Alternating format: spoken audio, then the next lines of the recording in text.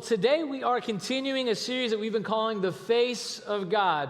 Because if you've ever wondered what God is like, you're not alone. It's one of the most important questions I think that you can ask or will ask in your life. Because if there is this great, big, gigantic God, this being that is greater than anything or anyone we could ever possibly conceive of, I mean, that's what we're meaning when we talk about God.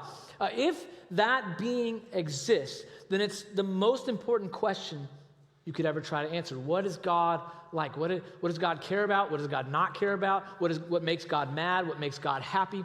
Just for a few reasons. I mean, first of all, you would want to please this great, gigantic God, wouldn't you? You wouldn't want to make him mad. Obviously, you would not want to make that being mad at all. Also, if there is that God out there and that God says, hey, I want you to have a relationship with me, I want you to worship me because I'm worthy of that, I want all of that, you'd want to know. You'd want to know that, and you'd want to know how to do that and how to live a life that pleases this God. So the question becomes, how could we ever know something like that? How could we possibly ever know what it is that this great, big, gigantic God could want from us? That might be a really daunting thing to wonder about, except for about 2,000 years ago, there was this guy that showed up named Jesus. And Jesus shows up and intimates to everybody that he is the Son of God. And his earliest followers start telling everybody, this is the Son of God. They start telling each other, this is the Son of God. And then they start saying things like this. He is the image of the invisible God. The image of the invisible God. See, before that, they were all Jewish. And so before that, they said, well, we don't have any graven images. That's part of our law. We don't have anything to look to that says this is what God looks like. In fact, when Rome ransacked the temple, when Greeks before them had ransacked the temple in Jerusalem, they went looking for the image of the God behind all these curtains in the deepest part of the temple there. And they opened it up, and there was nothing. There wasn't an image of any kind. They couldn't believe it. It didn't make sense to them. They could not believe this because Jews weren't allowed to have an image of God. But the earliest followers of Jesus, who were Jewish, including Jesus, who was Jewish, they said, he is the image of the invisible God. He is the face of God. So if you want to know what God is like, you look at Jesus. If we want to know what God cares about, what God doesn't care about, what makes God mad, what makes God happy, how God was going to respond to things, we look at Jesus. That's our answer. And luckily, we have some biographies that were written about Jesus that have been passed on for thousands of years now to remind us of who Jesus is, and by extension, what God is like. So if you showed up today wondering what God is like and you want to know what God is all about, you're in the right place. This is the place. Church is kind of the place to do that, isn't it? It's implicit in our culture that if you want to know what God is like, you go to church. You find out there, and you can do all that there. Maybe you can Google search it or something like that. Maybe you get on the old Google machine and do that. Or maybe you call up somebody you know. But by and large, in Western society, especially in America, it's just kind of ingrained in us. If you want to know what God's like, you go to a church, and there's somebody there who will tell you what God is like. That's why things like community groups, being in a worship service, why kids ministries and student ministries, that's why they're all so important, because you're learning those things as you go. You have somebody to ask questions of, to talk about these things with. My 3 kids are down in the kids ministry right now, and they're learning things at age-appropriate levels for here's what God is like. God is loving. God is kind, and he expects you to be kind and loving also. And we move those things along, and as you get a little bit older, you learn some other things also. Now, all that's great, and learning stuff's fun, but you can also have a lot of fun in church family too. You can have a lot of fun along the way as you go. In fact, as I think about it, most of the fun things that I've done in my life, like the most fun things in my life that I've done, I can look back and say, I did that as a part of my church family. And maybe you're like me, you've been in different churches at some point in your life, but the ones that maybe you were connected to. So the little church that I grew up in, I mean, I'm talking at our peak, we were maybe 100 people or something like that. Most of the time it was less. We didn't have a great big youth group or a great big kids ministry. But we did have Vacation Bible School, and I remember going to Vacation Bible School when I was a kid. Anybody here, you've ever been to Vacation Bible School as a participant? Love that. All right. So you know what I'm talking about. You go in as a kid, you go, this is incredible. Like they're letting you do all these crafts. You're getting really messy. You're taking stuff home. You're eating a lot of graham crackers, drinking a lot of juice. Yeah? Doing all of those things, having a ball. And it's a fun time. You get to be with people that you don't normally get to be with all day. And then so you do that, and then you kind of graduate out. Maybe you get to do the Christmas play or something of that nature, other kids' activities. Then you start getting a little bit older, and you get into the youth group age. And we went to church camp, which was a lot of fun. We would go to church camp, and there was an actual band. We didn't have a band in my church that was like this good, but we would listen to this band, and they're playing these new songs that none of us had ever heard. And like, oh, this is amazing. And then we would throw stuff into a fire. I don't really remember what that was about, but we did it, and I remember the fire, and it was awesome. And you'd play around, you'd have fun. I also went on some of my first trips. We're in youth group. Some of my first trips, we would go, and I remember we went to the exotic location known as Indianapolis one year. And another year we went to Branson, home of every washed-up lounge singer in the world. It was awesome. We went there. We went to Joplin, Missouri one time. We went to a few different places, but these are my first trips, and I got to go be with people from my youth group who were my same age that I didn't get to see all the time except when we were at church, and we would go do this. Now, my youth group was maybe 10, 12 people most, but we did these things together, and so we would stay at each other's houses, and we would have these New Year's Eve parties, all of us together. The whole church started coming together too, and we would do that. Around this age, I started learning to play music a little bit, and so they handed me a bass and said, okay, here you go, learn this part. And this is my thing. I went, doom, doom, doom, doom, doom, doom, doom, doom, doom, doom, doom, doom. Impressive, right? That's my air bass. Yeah, thank you, band. Thank you, band. Yeah, that was the only riff I knew. And so I played it on every song. Amazing Grace. Do, do, do, do. And these nice people just let me do that because they were more interested in me feeling at home and feeling part of this church family than in having the best possible bass player up there. I learned to play bass. The next thing I knew, I was moving into playing in these bands that were playing things. I got a little bit better, and they let me start being the front guy in a lot of these. So I started playing in these bands and leading worship and different things. And as a result, I ended up traveling a little bit to go and play music in places. And I spent a summer as a worship leader at a camp in Boston one time. And eventually, I made some other relationships, and I got involved in some other churches where I went on staff. And next thing I know, I'm leading a group to Guatemala, like a place I would never have planned to go on my own, but I went. Like I went to Kenya. I've taken a group from this very church to Israel. Right? We've done a few of these things. These are all incredible experiences, things I never would have done, and I've gotten to walk through dark periods of other people's lives with them. And as terrible as it was at the moment, like on the other side of it, I look back and say, man, that was really rewarding to be able to do that. Like that was a difficult time for them, and I hated it for them. But because we were part of the same church family, I got to walk through it with them. And then there were people who walked through the same thing with me, and I look at that and say, man, that was a beautiful thing. I've experienced a lot of life, more life than I would have otherwise, just by the virtue of being part of a church family. That's one of the beautiful things about church family, right? Like is you can experience so much life together. You can journey through life together and raise your kids side by side and learning the same things and loving each other well. And you can lean on each other in really difficult times. But what happens? What happens when you walk through these difficult times and there isn't somebody else to lean on? What happens when you walk through some of these really difficult times and you feel like you're about to let go of everything you ever believed? When you walk through intense periods of doubt and you feel like you can't even ask a question about that doubt? What happens when you feel totally disconnected from a church family that you used to love?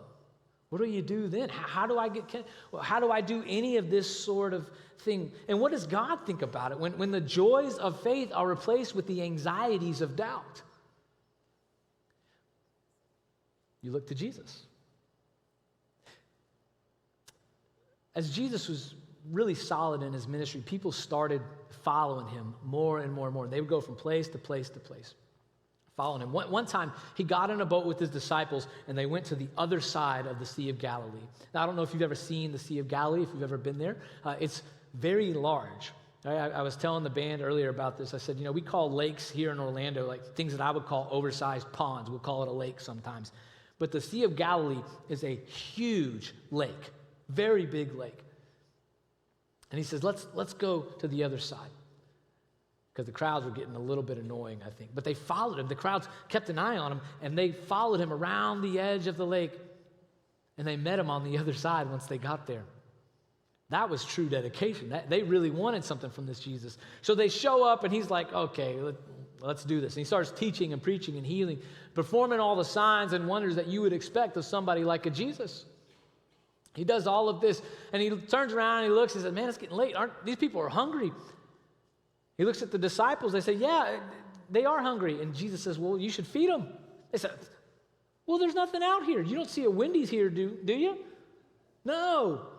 He says, well, what do we got? So, well, this kid over here has a lunchbox.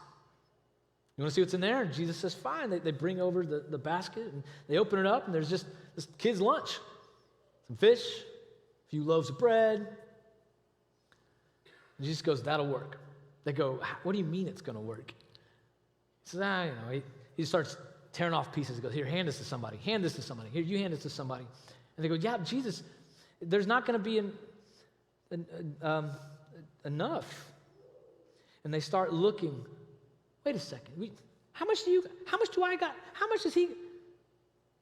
We should be out. And they look over inside the basket, and somehow there's still just as much as there was at the beginning.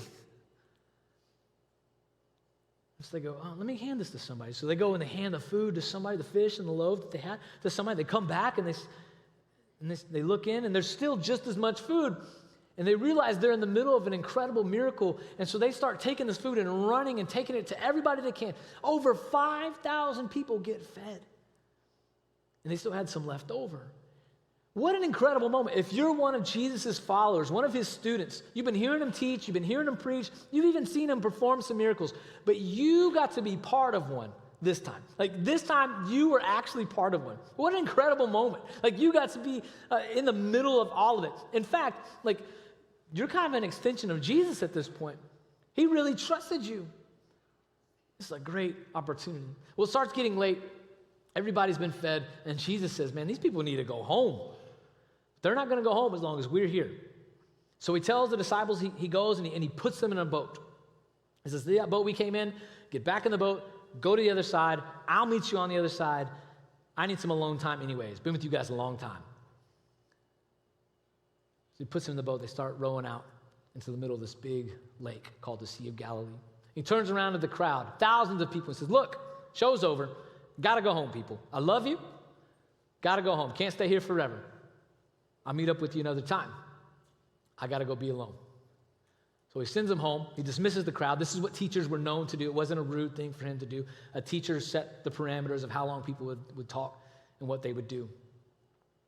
He goes up on this mountainside there by the Sea of Galilee by himself. And he starts praying, as was his custom. He would go off and he would pray by himself. That if you're a follower of Jesus, this is something you can copy. You can go off by yourself and you can pray, even on a hillside if you want to. He goes off and he prays, and he's up there during the night. Now, the evening has probably just really kicked off. We don't know how late into the evening it is, but it's probably just really kicked off. The disciples are rowing to the other side of the lake. These are experienced men when it comes to the water. At least a third of them are fishermen. They fished this very lake their entire lives, probably. And they're rowing back across the lake. Meanwhile, Jesus is up on the mountainside, and that's where we're going to pick up this morning. Later that night, he was there alone on the mountainside praying, and the boat was already a considerable distance from land buffeted by the waves because the wind was against it. Now, a considerable distance, if you were to read this in the Greek, it would say mini stadia, which is about 850 meters, if I'm remembering my Latin right. This was an ancient way of measuring things in the Roman ancient world. And what some scholars believe is that they were maybe even about a mile away in the water. Mile, maybe even 2 miles away in the water, a considerable distance from land, buffeted by the waves because the wind was against it. You've been there, haven't you? You maybe been out on a boat before and the wind picked up and it was kind of hard to get back and kind of hard to get where you were wanting to go, but you had a motor on your boat, right? You probably had a motor there, even a little trolling motor, something like that, maybe, but all they had were oars. That's all they had. Little oars. And what they're in, the boat that they're in is basically a canoe on steroids. All right, imagine a canoe with much larger sides to it. That's essentially what they're in. If you ever want to look up one of these, you can look up the Jesus boat in Magdala. You'll get a good picture of that. It's just a large-looking canoe with higher sides. Now imagine the wind has picked up, and you're out in the middle of a big lake in a canoe. Even if it has big sides, that starts to get a little bit wonky, doesn't it? Maybe you start feeling a little seasick, especially if you're not one of the 4 fishermen in the group. You were a tax collector before this. You're like, wait a second, I got to get out of here. They're a considerable distance from land. They're a long ways away, and they're stuck in the middle. They can't get back. They can't go where they want to go. They're stuck. The waves are coming big and bad. Now, I don't know if you've ever been out in open water when a storm rolled in or when really heavy wind rolled in, but the waves can get really, really big. Keep in mind that they are also people who live in a very superstitious time. These are people who, against the teachings of Judaism, often believed that there were ghosts that would come walking around on the water, who lived in the water. They believed that demons were a place where demons would take up residence in water, and they would kind of be imprisoned in water. And they would hear stories about people who drowned in this very lake. And there was the belief that they had been pulled under by ghosts or demons. And in point of fact, if you grow up in a fishing village like Capernaum, like people like Peter and Andrew and James and John had, well, you probably knew a few people who had died. You probably knew a son or a daughter who is now an orphan, who's now fatherless. You probably knew a few widows whose husbands had gone out to fish that day and didn't come back, because it was very normal for a great storm or high winds to just roll in out of nowhere off the hills right onto the Sea of Galilee and kick up waves just like these ones they're experiencing. So they have all that going through their minds. And it would be enough if it was just, 15, 20 minutes of that, maybe an hour. But this goes on and on and on throughout the night. They're stuck. And they start getting worried. The more the water comes over the side, the longer they're sitting there, the more scared they get. Because at some point, you start getting a little nervous. It's like going to a haunted house and getting lost in a haunted house. That ever happened to you? Like you go in one and you can't kind of figure out the way. And maybe you're not really into haunted houses, but you're not totally scared because it's not real. But the longer you sit there, little things start to freak you out. Imagine that. Maybe that's something similar to what they're going to. Imagine also, they just walked through this miracle with Jesus. This thing where Jesus had said, here, go hand this food out. You're part of the miracle, and you were feeling so great about it. And then Jesus himself told you and put you back in the boat, said, meet me on the other side. I'm staying over here on dry land. And now you're dealing with one of the scariest moments of your life. Imagine that. Like, what's going through your head then? Like, did Jesus do this on purpose? Did Jesus know this was coming? Because Jesus knew a lot of stuff was coming all the time. Oh. Here's what happened next. Shortly before dawn, Jesus went out to them walking on the lake. You've heard this story before, whether you've been in church or you've never been in church in your life. You've heard about a man named Jesus walking on water. Now, shortly before dawn, this is somewhere between 3 and 6 a.m., the coldest and darkest part of the night. If you've ever been up during that time, you know there's nothing else happening. Nobody's moving around except for these guys out in the middle of the lake, scared for their life in the darkest part of the night. While they're thinking about all the things that could be trying to kill them, whether it be the weather, whether it be the waves, whether it be demons coming up from the deep, while they're thinking about all of that, Jesus starts walking out onto the lake. Now, that's a miracle we could talk forever about. We could talk about how in the Old Testament, it's only God who walks on water. Other people perform miracles with water, but it's only God who walks on water in the Old Testament. But what's really going to happen, what you really need to focus on is what happens in this next verse. Look at this. When the disciples saw him walking on the lake, they were terrified. Because of course they were. Who walks on the lake? Right? It's dark. Maybe all you've got is moonlight. The wind is blowing. You think demons are coming to get you. You're terrified. You're like a kid watching shadows on the wall, and mom and dad are in the other room. The door's closed, and they can't hear you cry out for help. Like you're in one of those moments. It's a ghost, they said, and cried out in fear. Oh, man. Grown, tough men crying out in fear. So I'm walking on the lake. They were terrified. I mean, imagine it. You're there. You're thinking people are coming to get you or used to be people are coming to get you. And then you got demons too, and it's all mixed in. And then you're like, you're worried about that, even though you say you don't believe it, but you kind of do. And then on the horizon, where you can kind of see something, you see a figure. You see a figure out there, and there's not supposed to be a figure there. And you keep looking, and you think this is a ghost, and it's coming to get me. Now, Jesus sees this as he's walking towards them, and here's what happened. Immediately he said to them, "Take courage, it is I. Don't be afraid. Don't be afraid," he says. Now, they could, at this point, just wait for Jesus to show up. They could just wait for Jesus to show up, to keep walking towards them, and then figure all this stuff out. I mean, what else are they going to do? They haven't been able to go anywhere yet anyways. That's all they need to do is just wait, and then all of their questions would be answered in that moment. But Peter wants to figure this out for himself. Peter thinks, hey, I'm going to take the bull by the horns, I'm going to take the reins here, and I'm going to get out there, and I'm going to figure out if this is really Jesus or not. Now, even as a kid, I always hated this because I always thought to myself, Peter, that's kind of dumb, man. Right? If this was actually some ghost or actually some demon thing that was coming to get you, if it was, you don't think that thing would lie to you to pull you out there?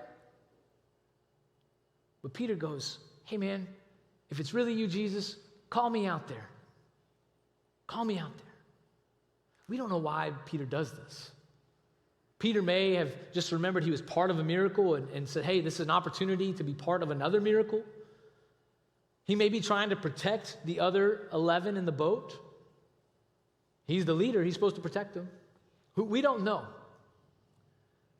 But whatever happens, he says, Jesus, if it's really you, call me out to you, and I'll come out there. And Jesus says, come on out. Come on out. Which is incredible. And we like to focus on that part of the story because, Peter's doing something that nobody else has ever done.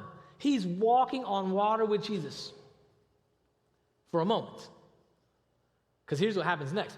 When he saw the wind, he was afraid and beginning to sink. He cried out, Lord, save me. He was afraid. He had been walking on water. Suddenly he's not, and he cries out, Lord, save me. Now, I don't know what it must have been like to walk on water and when he finally knew he was sinking. Because when you think about it, what would it be like to walk on water? The physics of the whole thing, right? Is it like a hard surface? Is it like you're walking on hills? Maybe you're walking in a swamp. But at some point, he just starts sinking because he gets scared. Fear will do that to you. Fear will do that to you. When fear starts crashing all around us and it seems like everything's coming after us, when it seems like things are about to get really bad, it'll make you feel like you're sinking, I think. But the good news is, immediately, verse 31, Jesus reached out his hand and caught him. And kind of like a parent, "You of little faith," he said, "why did you doubt? Why did you doubt? You of little faith, why did you doubt?" See, when he was out on the water, he saw the wind. I think that's a weird turn of phrase, isn't it? He saw the wind, is what Matthew records. But what he really saw was the effects of the wind. He saw the effects of the wind. He felt the effects. He felt the spray of the water as it came over. I don't know if you've ever been out swimming in really deep water, maybe in the ocean, or maybe you're a surfer or anything like that. But if you've ever seen a really big wave coming at you, it can be a little disconcerting. And he saw it. He got wrapped up in all of that stuff in the moment. He was trying to figure out who Jesus was, or if it really was Jesus out there. He's going that direction to kind of figure this out for himself. But then he gets sidetracked with all the other stuff around him that's happening, and he starts to think because he gets afraid, as any of us would be in that moment. And Jesus grabs him. The moment he calls out, Jesus grabs him. Think about this. We don't know how far away Jesus was when the disciples saw him. No idea. It was dark. Maybe they had the moonlight.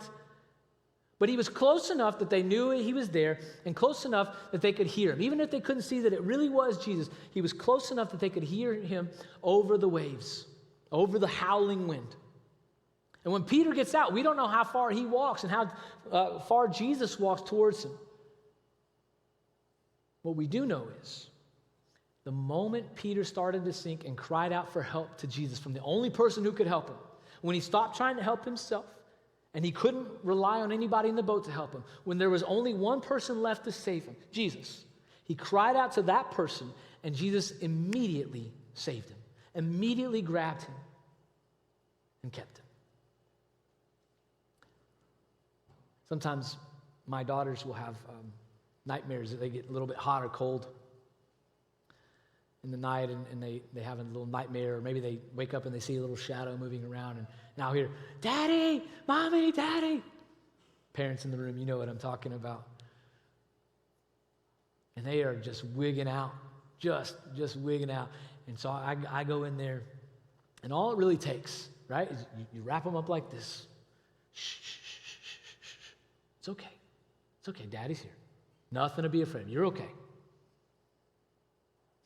It's really all that's happening here. It's really all that's happening here. You have little faith. Why'd you doubt? He's not scolding him. Shh, shh, shh, shh. I'm here. I got you. Why'd you doubt? Why'd you have to come out here? I told you it was me. You know my voice. Here's what happens next. When they climbed into the boat, the wind died down. Everything went back to normal. Everything went back to normal. It's like that whenever I go into my daughter's room, and if they've had a nightmare, I come in, I wrap them up, I keep them calm, I keep it safe. You know why? Because I'm not freaked out. I'm not scared like they're scared. When they're terrified, I'm not terrified because I have it under control. I know that everything in that house is safe. I know that there's not somebody in there. I know that whatever they're dreaming about isn't happening. I know there's no monsters under the bed. I know there's no ghosts in the closet. I know none of that is real, and I know that nothing bad is going to happen to them because I'm there and I've created a safe environment for them. I've got it under control. And so while they're scared, I never am. And it's my confidence. And it's me being dad that helps them to relax again and helps them to go back to sleep. It's the same way with God. And here's something I want you to remember, something simplistic that you're like, this is so easy, but I want you to always remember it. When you're scared, God is not. When you're scared, God is not. It's something that you know this. You know this. But we get in the middle of scary situations. We get in the middle of difficult seasons of life. We go through periods of life where we're really doubting our faith and doubting what we've always been taught, and we get really worked up about it, and we start turning to everybody else. We turn to ourselves, and we try to figure all of this out on our own. All you need to do is trust that God has it under control. Trust that God is with you, that God is never going to leave you, God is never going to forsake you. Because when you're scared, God is not. Because if God is as big as we imagine God to be, why would God ever be afraid? There's nothing for God to fear. So when you're going through doubts, when you're going through difficult seasons, don't worry. God's with you. God has got you. And it's very natural to try to focus on this and try to fix it ourselves. The problem is when we start focusing on it and trying to fix it all ourselves and we don't hand it off to God and say, I trust you with it, God. I'm going to do my part, but I'm also going to expect you to do yours. I'm going to trust you to do your part, God. What we do is we create more fear within us. And we make the situation in the moment even more difficult. That's why Paul, one of the early followers of Jesus, one of the early leaders of the Christian church, he eventually said this. He said, I have learned to be content in any situation. Because he knew whether he was dead or alive or in suffering or in great abundance, it didn't matter. He knew that God was in control. He knew that to be alive was to be serving God, and that was good enough for him. He knew that to not be alive was to be with the Lord. And he was fine either way. What kind of freedom might take place in your life if that's how you approach things? What kind of freedom would you have? What kind of confidence would you have walking through life if you just knew God is with me no matter what happens to me today? No matter what my boss tells me when I walk into that super tense meeting, God is with me. No matter what that doctor tells me when I walk into that specialist office today, God is with me. No matter what happens to me when I'm driving down the road today, God is with me. What kind of freedom might you experience? What kind of life, what kind of joy might you have when you stop worrying about all the stuff? And you start letting God be God. I just want to point one thing out to you real quickly. Something you may not have thought about with this particular story before. I know it's a well-known one. Peter leaves the safety of the community and the place that Jesus himself had put Peter into in order to come out and figure out what was going on in the water. Did you catch that? Jesus puts Peter there and the other disciples. And he says, I want you to go here and go do this. And Peter leaves the safety of that community and that place in order to go figure out what's going on. This happens to a lot of us. We leave the safety of a church family, of a group of people that God has placed us around in order to go figure things out. Now listen, I'm not saying you need to always be 100% committed to any church, whatever. I'm not saying you need to go drink the Kool-Aid somewhere just because a pastor tells you or something. We know that didn't work out like in the 70s or something, right? We know that. We're not talking about cult-like following. But I am talking about living life in a faith family, living life together, journeying through life together, being in a faith family where you can look out at the water and feel safe asking questions of other people. What do you think that is out there? I don't know. What do you think that is? I don't know. Let's just wait till it gets here and we'll handle it together. See, Jesus was still coming to the boat whether Peter got out or not. And all the questions could have been answered if they just waited together and been together. Things got dangerous for Peter when he got out of the boat.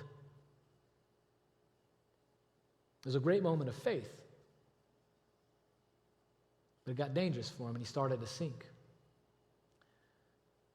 It breaks my heart when I watch kids go off to college, or I watch adults going through difficult parts of life say, I'm just going to go try to figure this out by myself. I watch kids go off to college who don't get plugged into a church in whatever college town they're in, or who rarely go to church ever again after they leave the youth group. Because what happens is they start trying to figure these things out. They go after trying to answer all these questions about God and about this, and they leave the faith community, the faith family they've been around for years. and they never find a new one to plug into, and their faith crumbles and they start to sink. So whether you're a college student or an adult, somebody who's been following Jesus for 60 years, going through a difficult time, I want to tell you it's important to remain with the community. I want to tell you it's important to remain with the community and to trust God and let God be God in your life. So whether you're having incredible doubts or you're just trying to figure things out or you're coming in and just walking through a difficult season, let me say two things to you. The first is this: God is not scared of whatever it is you're going through. So you can relax as long as you allow God to be God. And the second thing is that God has given you a faith family to help you. Maybe you're trying to figure out if this is the church for you or another church is the church for you. Look, I think you're hard-pressed to find a better church family than this one. But you need to be, if you're a follower of Jesus, you need to be attached to one, however you can, because they're going to walk through things with you. They'll be the extension of Jesus to you. Would you let me pray for you just for a moment? With every head bowed and every eyes closed, I'm not going to ask you to raise your hands or anything like that. I do want to tell you, though, that you need to make a commitment. You need to make a commitment to letting God be God and to trusting God to carry you through things. I want you to know that this is the time that you can do exactly that. We're going to sing a song in just a moment. And I want you, as we're singing that song, to think about how God might be calling you out of this difficult situation, how God is saying, here, let me hold you, let me grasp onto you. I've got you. I want you to make that commitment that you're going to follow Jesus and that you're going to do that. And while you're doing that, you're going to let God be God and you're not going to fear. You're going to trust God with it. Lord, I pray for all those listening to the sound of my voice, Lord, that you would give them a courage that comes only from having confidence in you. Holy Spirit, that you would get that confidence bubbling within them until it comes to a boil and just starts to flow out of the pot. Or that it would be something even they didn't know was there. And I pray that you give them a confidence in you as a good Father. That they can trust you in any and every situation. That they have nothing to fear, whether in abundance or not. Whether in life or in death. That they are yours, they belong to you, and that you can be trusted.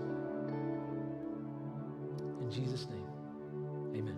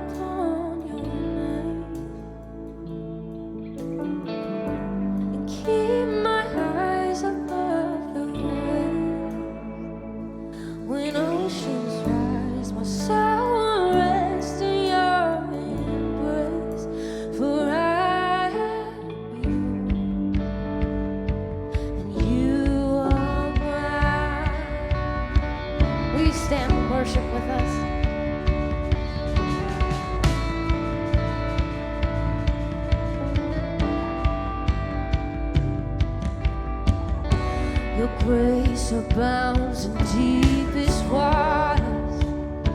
Your sovereign hand will be my guide. Where feet may fail and fear surrounds me, you never fail, and your won't start now. And I will call upon your name.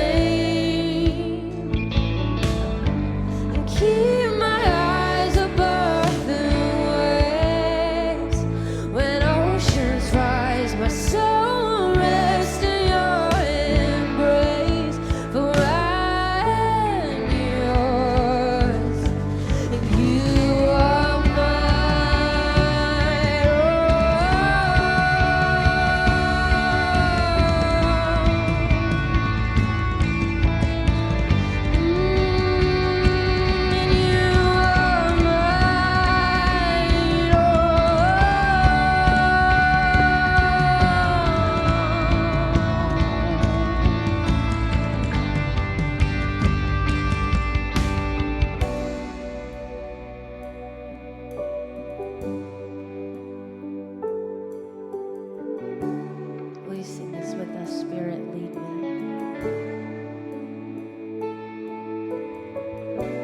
Spirit, lead me where my trust is without borders. Let me walk upon the waters wherever you would call me. Take me deeper than my feet could ever wander, and my faith will be made stronger in the presence of my Savior. Spirit, lead me where my trust is without borders. Let me walk upon the waters wherever you would call me.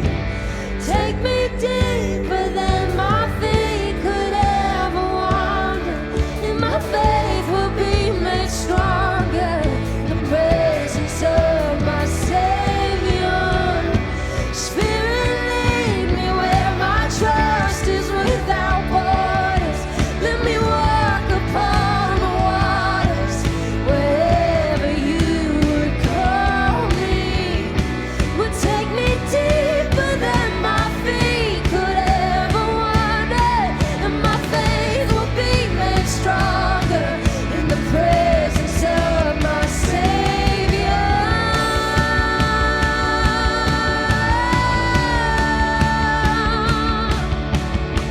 Oh, Jesus, you're my God.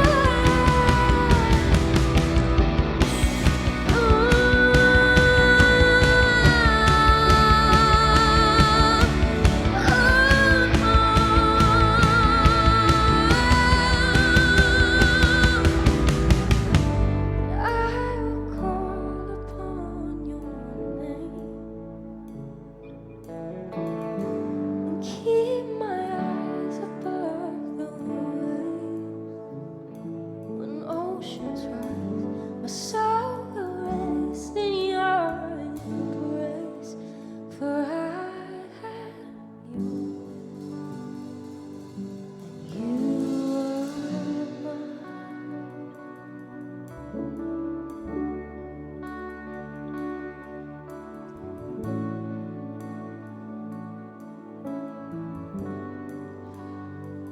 So this morning, my prayer for you is that you would have confidence that the God of the universe is for you and not against you. That God loves you and wants good things for you and has called you out of a different way of life and into the best possible way of living. Maybe you're ready to take a step towards that way of life, toward just trusting God a little bit more. I don't know what that step might be for you, but we just call them next steps around here. If you'd like to talk with somebody, maybe schedule time to talk with me. If you'd like to get plugged into a community group or start serving somewhere, and learn how to give, any of those things, maybe get baptized. If one of those things sounds like something you might want to do, I want you to text the word NEXT to 407-753-9656. Just text the word NEXT to that number or scan the QR code on the screen or on the pews in front of you. It'll shoot you a quick form and you can start doing that quickly.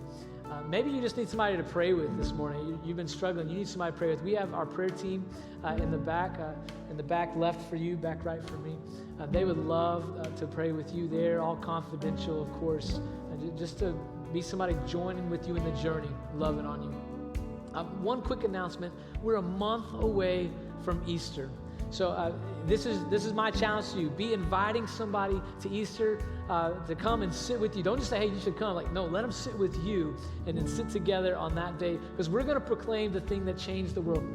The thing that changed the world is that Jesus was raised from the dead. We really, honestly, truly believe it. We're going to tell you why. It's a great day. So begin inviting people to that. But as you go, remember this. You are loved by the God of the universe and by this church, no matter what. Have a great week.